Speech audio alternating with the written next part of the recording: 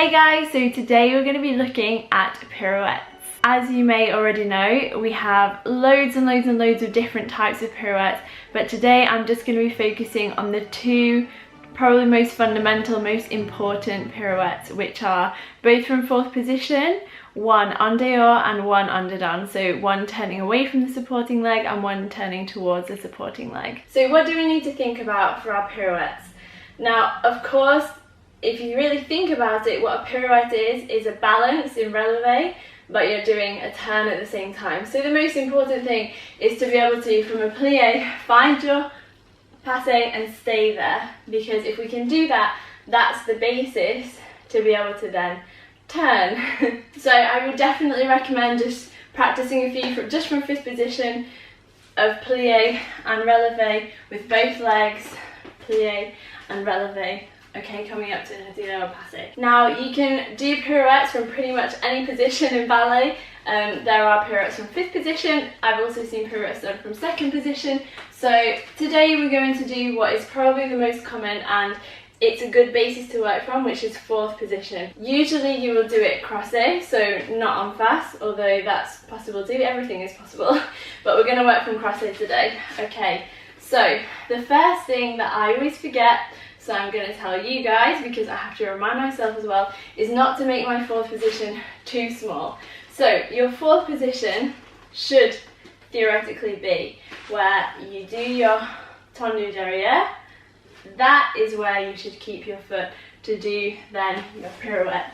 So just to mention, if you do balancing technique, then you might think it's weird that I'm bending both legs, but in classical technique that I've learned here in Europe, we always bend both legs for an en dehors pirouette. So again, as we're going to come from fourth position, let's just actually practice how we're going to get up into the pirouette position from here. Now, important things, as we plie, this is not going to come back. We're going to keep our line. I find it helpful to have just a slightly more weight in the front foot. Certainly you don't want more weight in the back foot, but either in the middle or slightly more forwards. And as we come up, I'm not going to spin, but I'm just going to come to releve. As we plie, we're going to come up and we're actually going to take our torso slightly forward. Now, if you're a really good spinner, you probably wouldn't even need to think about that. You'll probably just know exactly where your centre is. But for those of us who find pirouettes difficult, like myself, one thing that really helped me, which was something that I learned at the conservatoire, that my teacher used to go on and on and on and on at me about, is to get my weight forward, because I had a tendency of turning like this, and that makes it really, really difficult. When we go up into the passe or retiré position, we need to think about getting right on top of the supporting leg. It's no good being here, I'm not going to get round. I need to go right on top of my supporting leg, and the other thing I need to do is to keep my weight a little bit forward. Okay, there, and then I can stay.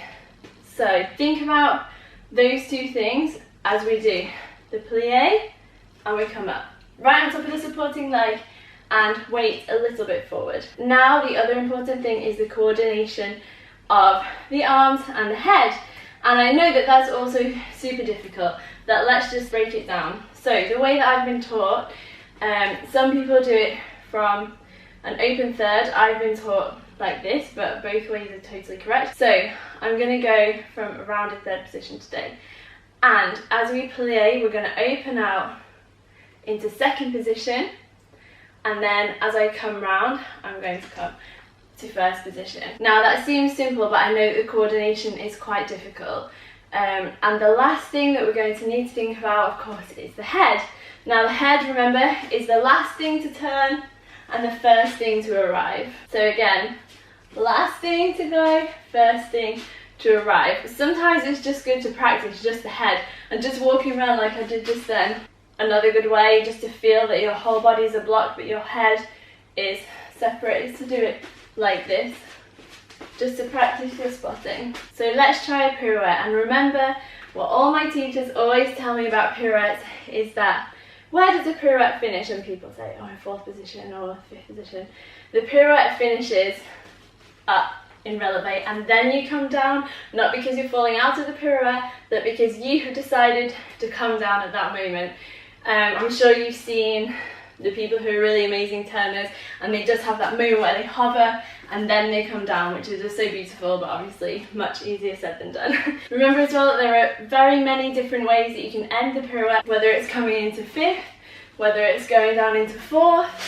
Also remember, some pirouettes finish just on one leg, so some pirouettes might finish tendu devant. Okay, there are different ways that you can finish, but the most important thing is that the landing is also controlled.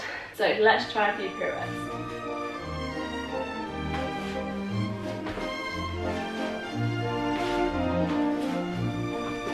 Now, as you can see, I've been doing that to the left because I personally turn better to the left, especially in an dehors pirouette.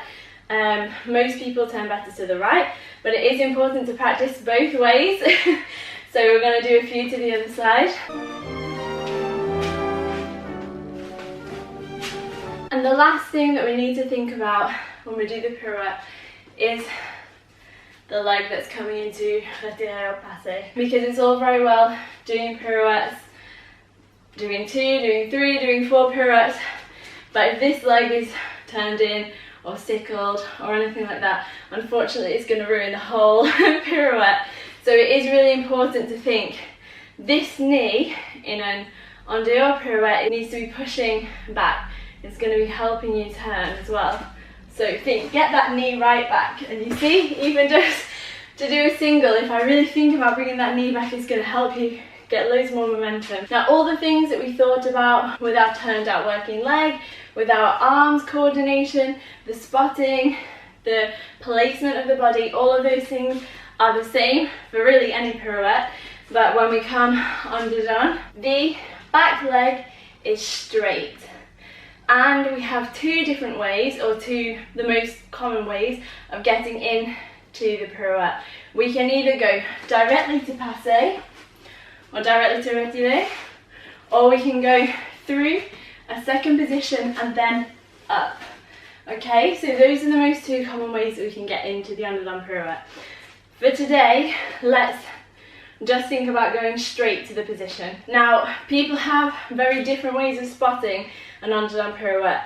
I've personally been taught to, even though I'm facing this direction, as soon as I start the pirouette, I'm going to focus on actually where I'm going to land.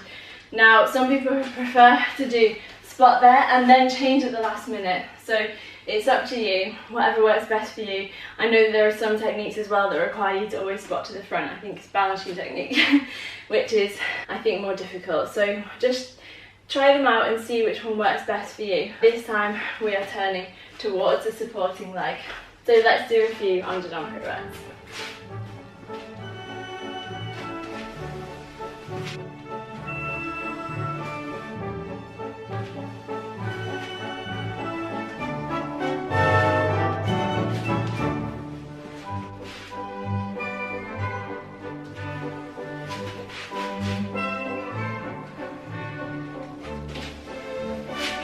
So I hope you found that useful, guys. I know that there are so many more different types of pirouettes in ballet, but once you've got these 2 really well controlled, you'll be able to move on to the other types of pirouettes and do doubles and things like that much easier. Because this is ballet center basics, I haven't included things like piqué turns and all those things. Let me know in the comments if you'd like to see a video on piqué turns, soutanues and all those kinds of things. So remember, if you're not already, you can subscribe to my channel, and that way you won't miss any of the next videos that are coming out. So the next video in this series is going to be sauté and échappé sauté. Thanks for watching, and I'll see you next time.